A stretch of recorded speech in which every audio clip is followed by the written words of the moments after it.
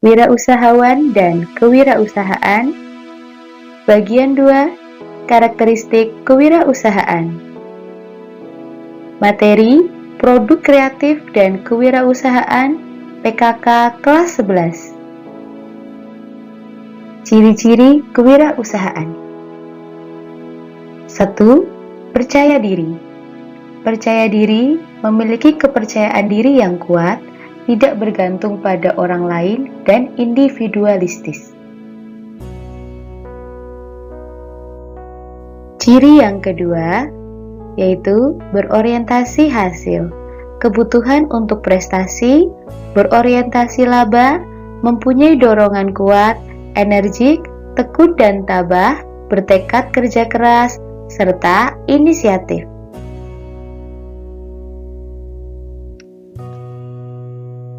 Tiga, berani mengambil resiko, yaitu mampu mengambil resiko yang wajar.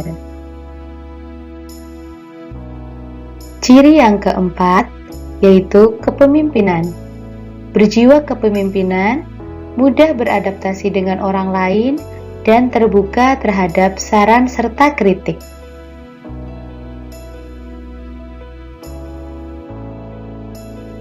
Lima, orisinalitas. Orisinalitas berkaitan dengan sikap inovatif, kreatif, dan fleksibel.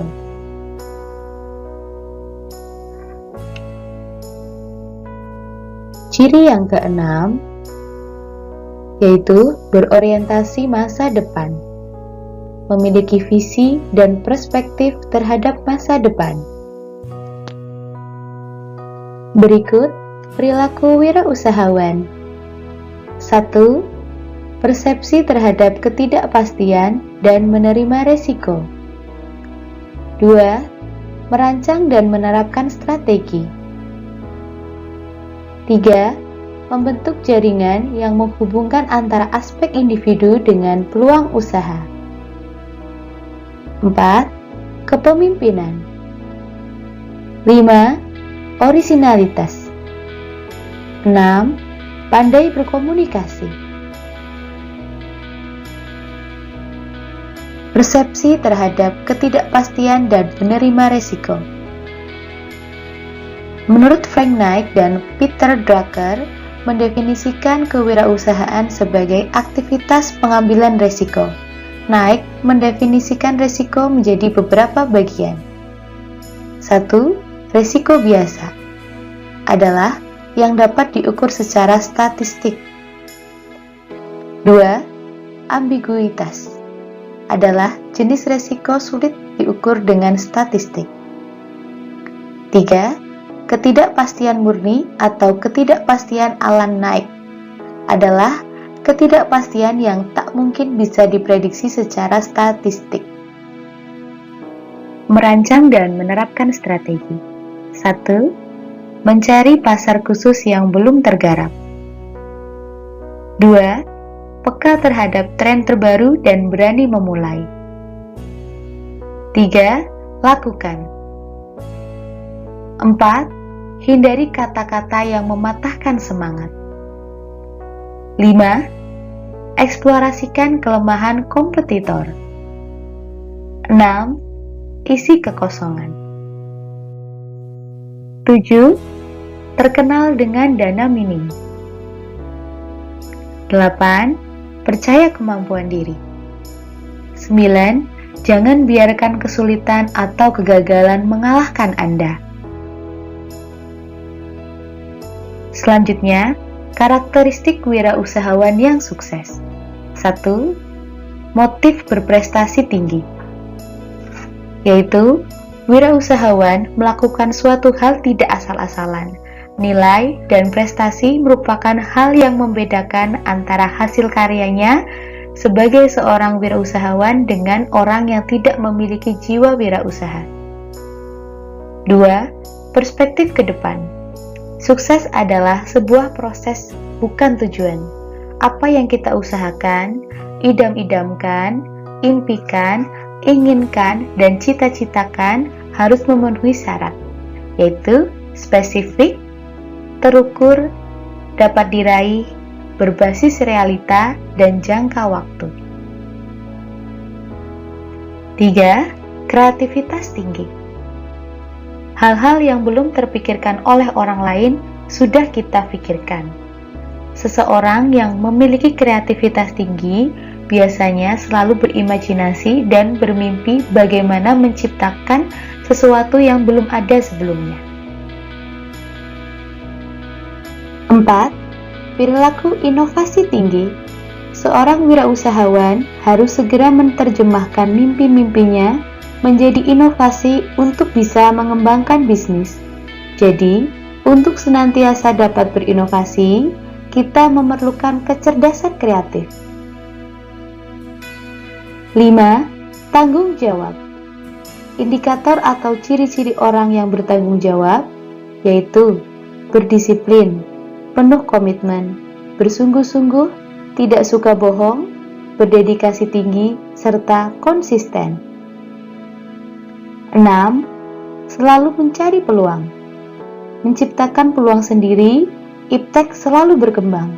Setiap perubahan yang terjadi dalam kehidupan adalah proses alami untuk membantu kita dalam belajar, berubah, dan bertumbuh ke arah yang lebih baik. Berikut kita saksikan video perjuangan wirausahawan. Dia mulai berbisnis dari Rp2,5. Uang yang diberi mamanya dikumpulkan untuk membeli ayam. Kemudian, telurnya dijual lagi ke mamanya. Sejak itulah jiwa bisnisnya dimulai.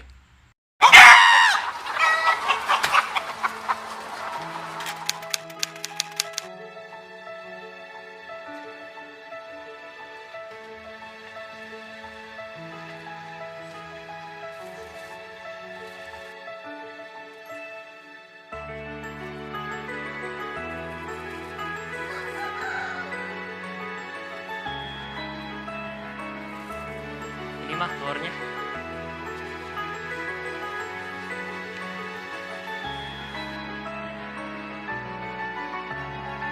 Yaudah mah, Kiong dolan saya.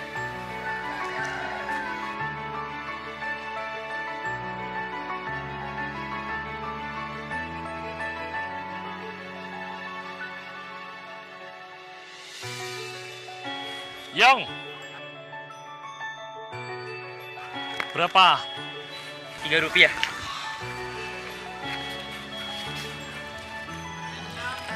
Dengan sedikit hasil yang dia dapatkan, Edi hanya mampu membeli 2 tusuk sate dengan bumbu yang selalu dikasih banyak oleh pedagang langganannya. Mas, beli sate 2 tusuk ya, tapi bumbunya sing akeh. 2 tusuk? Iya.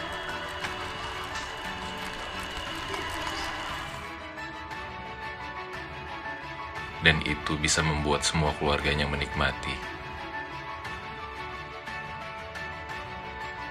Pulang sekolah, dia sempatkan untuk bekerja. Mulai dari menyusun uang yang berantakan agar rapi. Dengan setiap susunan, dia mendapat Rp1.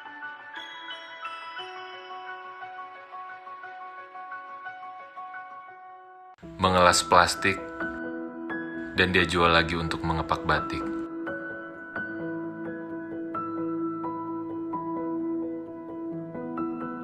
Memasang stiker di botol kecap, semua dari kecil dia coba lakoni.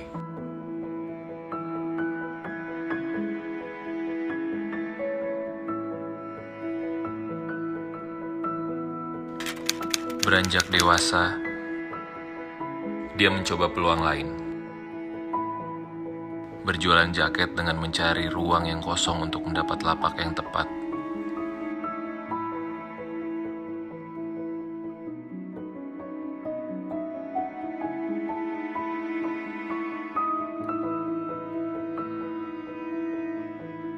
Dan memang sempat membuat dia tinggal kelas karena tidak memiliki nilai yang mencukupi.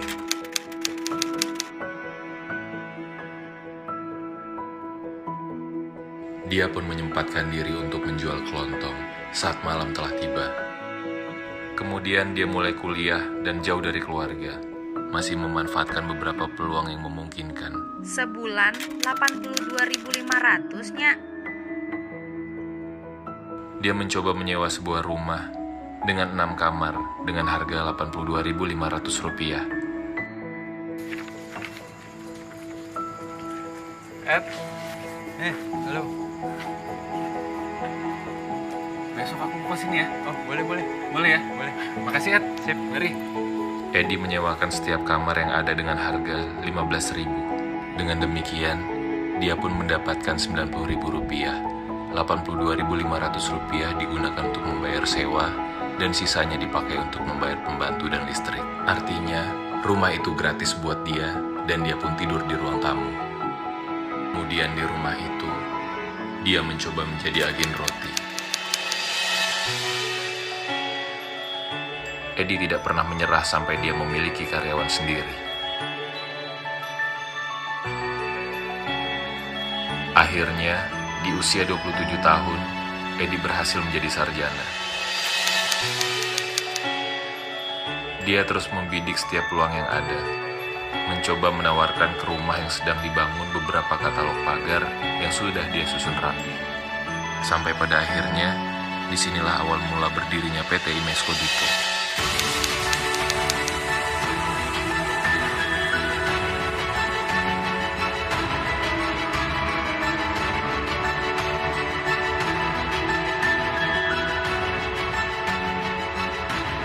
Tahun 1981, Edi sepenuhnya menjalankan usaha sendiri.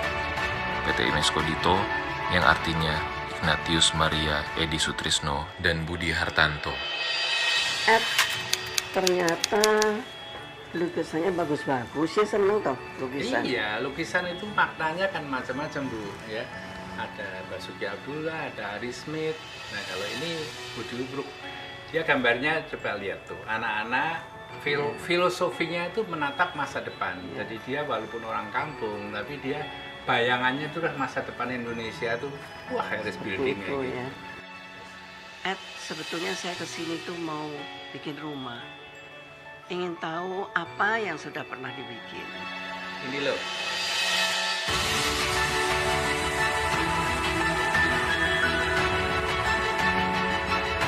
Imesco Dito Residential Projects.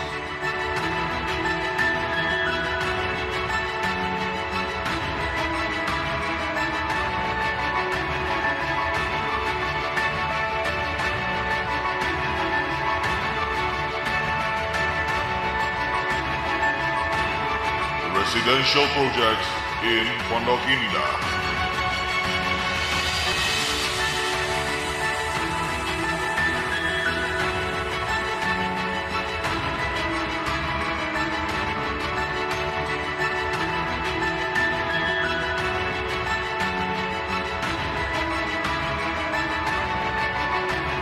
Sarana Miko Resort Hotel, located at Baturi Tabanan, Bali. It was built in 2014. It's a hidden gem where a peaceful and serenity blends through its splendid surroundings. The Swiss Bell Rainforest Hotel Bali, located at Sunset Road, Denpasar. It was built in 2011.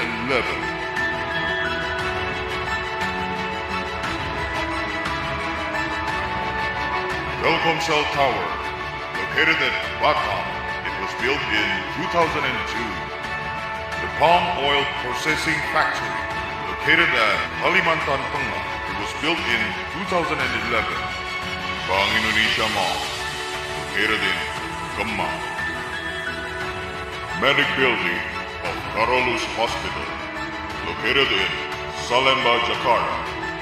It was built in 2016. St. Franciscus Xaverius Kuta Church, located at Kuta, Bali. It was built in 2006.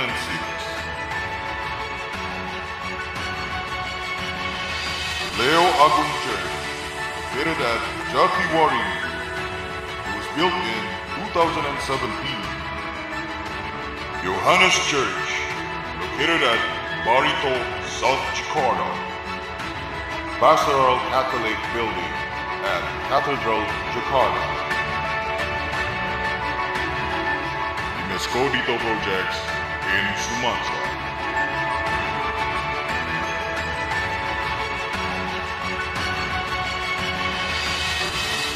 UNESCO Dito projects in Jawa and Bali.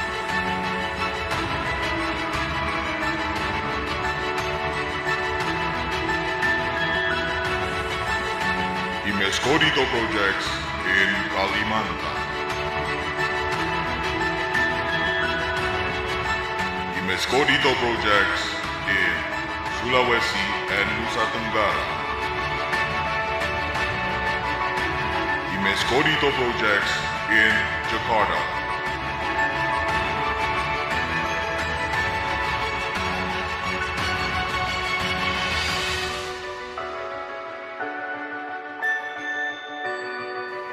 Oke, deal. Deal. Thank you.